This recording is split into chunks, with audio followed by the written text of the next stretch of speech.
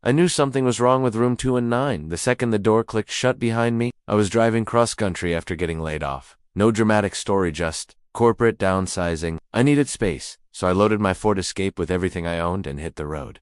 That night I was somewhere in Arizona, no real town to speak of, just desert and truck stops. I pulled off the interstate when I saw a flickering red sign. Desert Palm Motel, vacancy, $50. Cash only. The woman at the desk didn't look up when I entered. Maybe 60, chain smoking.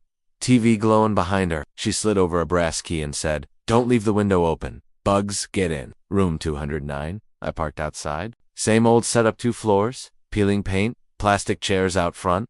I didn't care. I just needed sleep. The room reeked faintly of bleach and something older like wet carpet left too long. The AC rattled in the wall. The bedspread had a dizzying, busy pattern, clearly meant to hide stains. I've stayed in worse. Kicked off my shoes, sat on the bed, and noticed the window. It was cracked open, barely an inch, but enough to let something in. I walked over to close it and froze. There were scratch marks on the inside of the frame, deep, 5 in a row. Not random, like fingers. I told myself it was a dog, or a kid, but it didn't feel right. I shut it, latched it, and pulled the curtains tight. Turned on the TV, to drown out my nerves. Static, every channel. Checked my phone full bars, but nothing would load. No GPS, no weather, just that spinning wheel.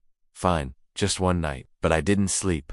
At 1:20 a.m., I woke up shivering. The AC was still running, but the room felt wet, not cold, clammy, like the kind of air you find in basements. I sat up, rubbed my eyes, then I heard it, creaking, slow, deliberate footsteps outside the door. I froze. The steps moved past, then stopped.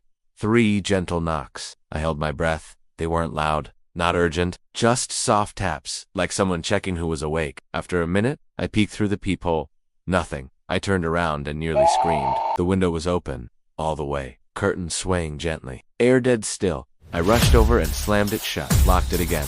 This time, I shoved the desk chair under the latch. I stayed awake, staring at the ceiling. Then around 3 a.m. another sound, dragging, something heavy, moving slowly across the concrete outside, not footsteps. A slow, pulling scrape, then a pause, then more dragging. I couldn't look. Eventually it stopped. Silence returned. Somehow, I dozed off just before dawn. When sunlight broke through the curtains, I shot upright. Window still shut, chair still wedged in place. I threw my stuff in my bag and got the hell out. As I stepped into the sunlight, I noticed something that stopped me cold. Every single door had 5 long scratch marks, same as mine. Some fresh, some old, like something had been testing. I walked to the office, heart pounding. The woman was still there. Same cigarette, same soap opera. "How was the room?" she asked flatly. "Fine," I said. "But there were sounds last night?"